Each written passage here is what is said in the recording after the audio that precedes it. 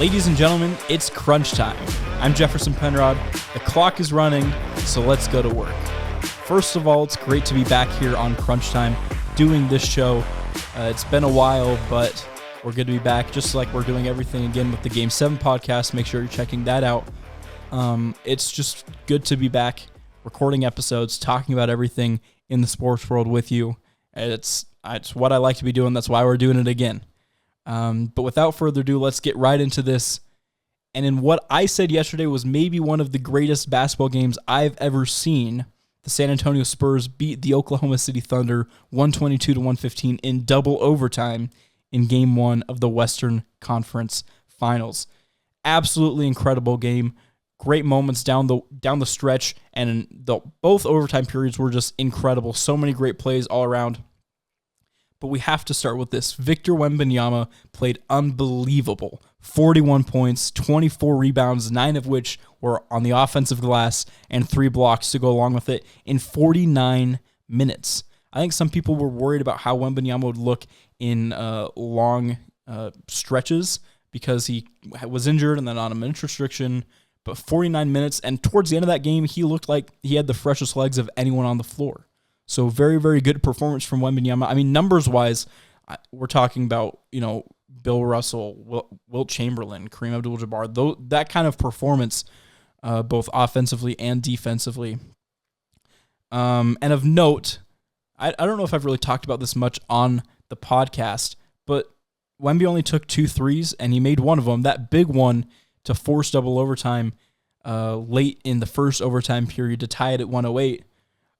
But in my opinion, Wemby's over-reliance on the 3-ball has hurt him at times. When he's shooting, 5, 6, 7, 8 threes a game, it kind of takes away from what makes him special. I mean, he is special in the fact that he's, 7.5 feet tall and can hit threes.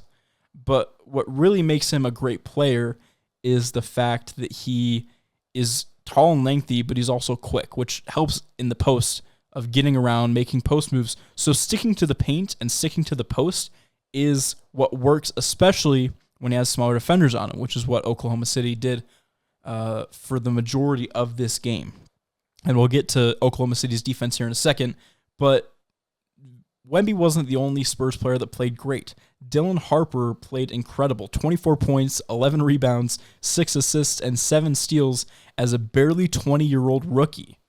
I mean, the guy was playing in college a year ago. He was in high school 2 years ago, and putting up a performance like that is great. I mean, he showed so much poise, even when he hasn't really been there before. I mean, didn't play in March Madness last year at Rutgers. Rutgers wasn't very good. And just on this stage, putting up that kind of performance was very, very impressive to me.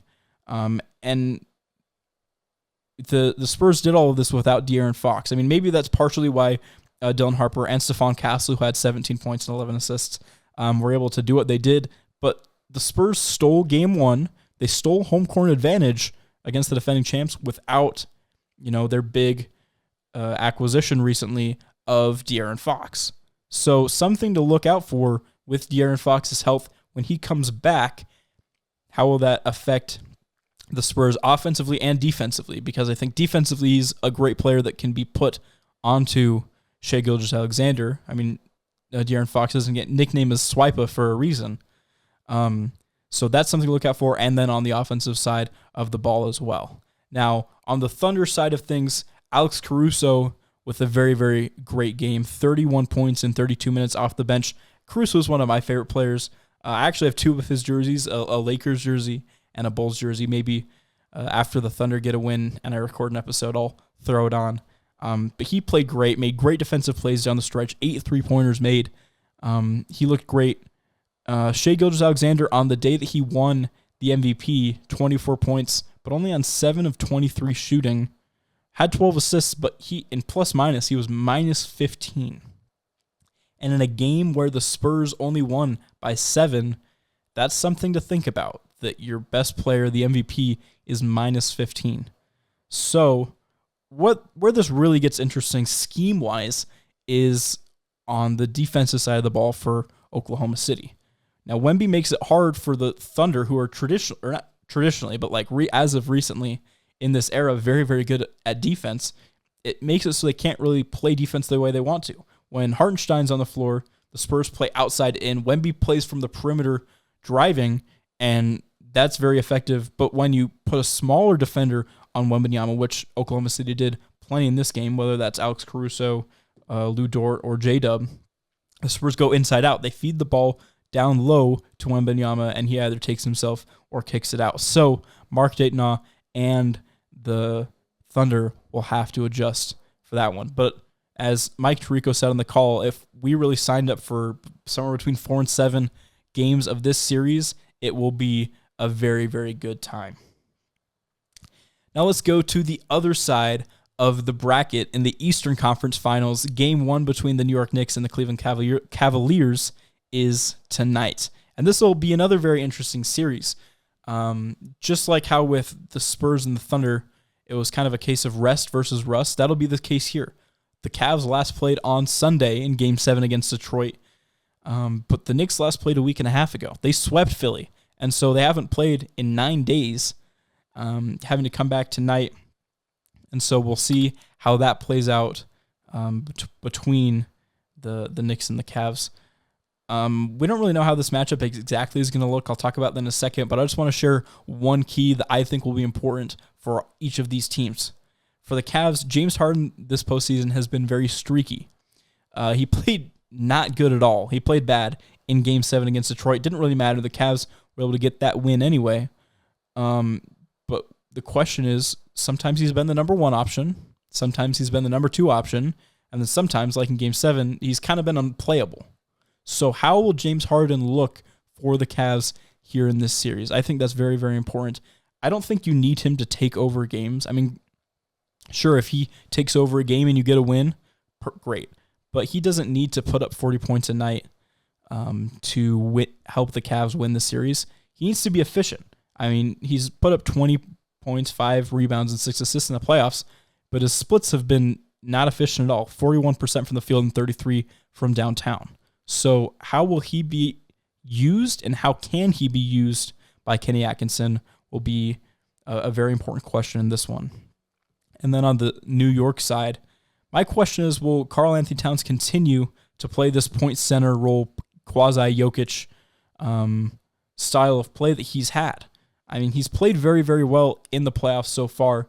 6.5 assists to go along with 17 points on very, very efficient splits, 58 from the field and 48 from downtown.